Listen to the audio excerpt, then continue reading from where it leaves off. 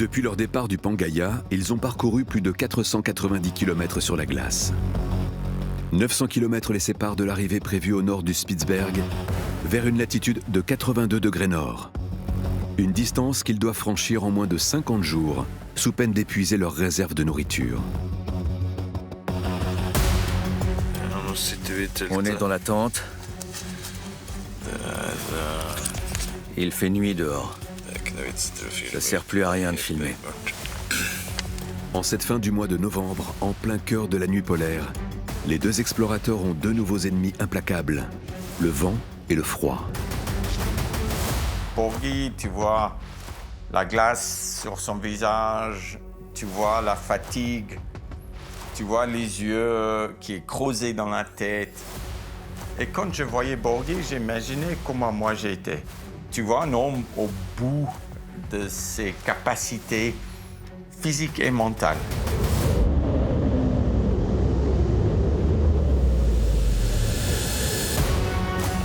Le mercure a chuté à moins 40 degrés Celsius.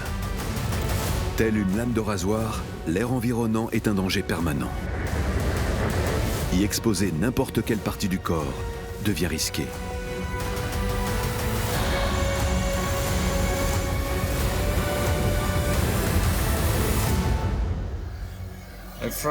Mon ongle est gelé.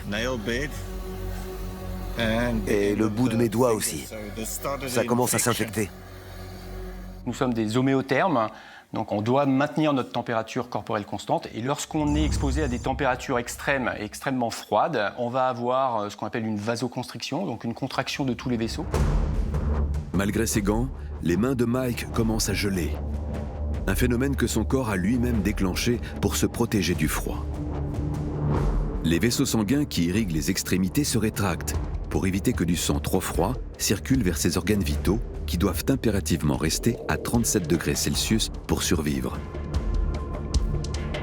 Au bout des doigts, l'arrêt du flux sanguin empêche l'oxygène transporté par le sang d'alimenter les cellules qui meurent petit à petit. De petits cristaux de glace commencent alors à se former à l'intérieur du tissu. Si Mike ne fait rien, ce phénomène pourrait entraîner la perte de ses mains.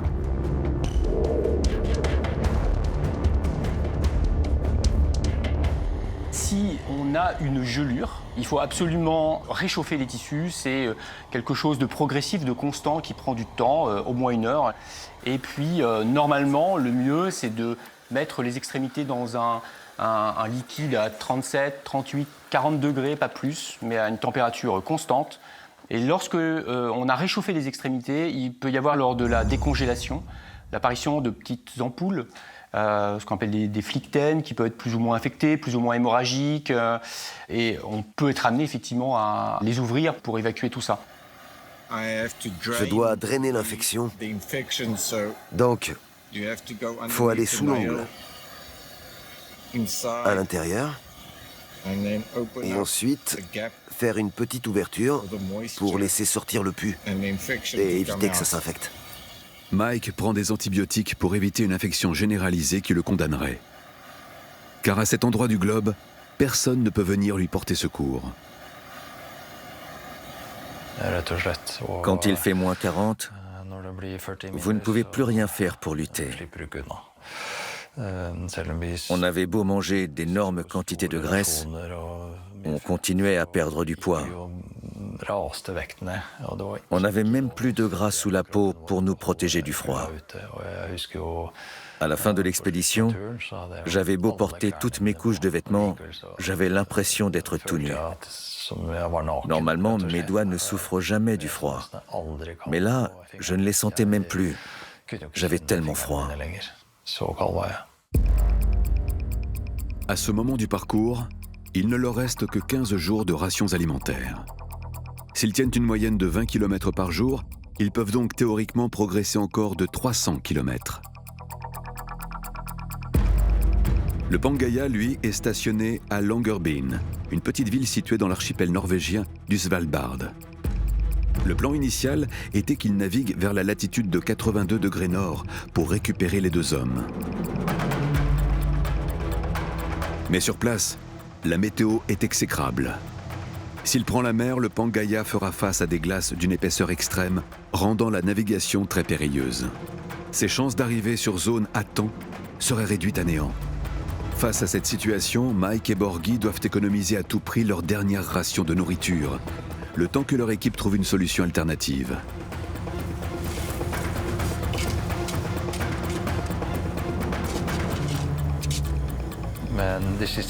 Pendant les 2 dernières semaines, on a fait en sorte d'étirer les jours. Une journée durait 30 heures au lieu de 24.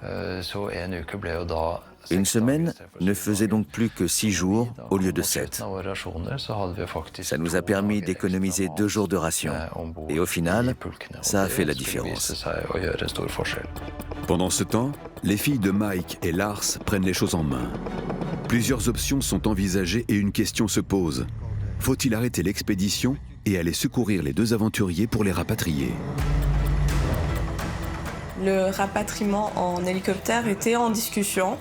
On savait que c'était pas l'option que notre père voulait avec cette expédition. Je pense que Paps, dans sa tête, c'était qu'une option, c'était de quitter cette glace à bord d'un bateau. Et il voulait presque pas parler d'autre chose. Les filles de Mike se mettent en contact avec Lars Ebbesen, responsable des expéditions polaires de Borghi. Lars a identifié un bateau de pêche d'une 60aine de mètres stationné temporairement au Svalbard pour la saison hivernale. Baptisé le Lens, il est plus adapté à la navigation au milieu des glaces que le Pangaea. C'est lui qui a contacté le Lens pour voir si le bateau était disponible pour naviguer dans les glaces et pour pouvoir naviguer plus au nord que Pangaea. On voulait tellement que ça soit le Pangaea qui puisse aller les récupérer. Ça aurait été tellement beau qu'un voilier comme ça les retrouve là-haut. Ça aurait été vraiment parfait en fait. Mais ces expéditions ont tout un point commun. Rien ne se passe jamais comme prévu.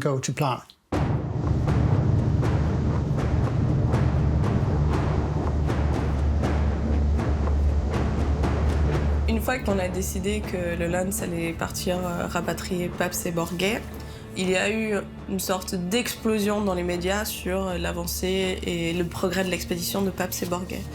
Et c'était un moment déjà intense émotionnellement, car notre père était dans une situation un peu critique. On s'est concerté avec Jess et on s'est dit, je crois que ça fait plus de sens de ne pas partager cette information avec Paps. Il n'a pas besoin de savoir que tout le monde s'inquiète pour lui. Nous, on recevait des messages de tous les côtés. « Oh, je suis désolée, j'espère que ton papa va survivre », alors que pour nous, il n'y avait pas vraiment de doute. On savait qu'il allait rentrer à la maison vivant parce qu'on ne lui avait pas vraiment donné le choix. Mike et Borghi, inconscients du tsunami médiatique qui se répand à travers le monde, jettent leur dernière force dans ces quelques dizaines de kilomètres qui les séparent d'un possible point de rencontre avec le bateau.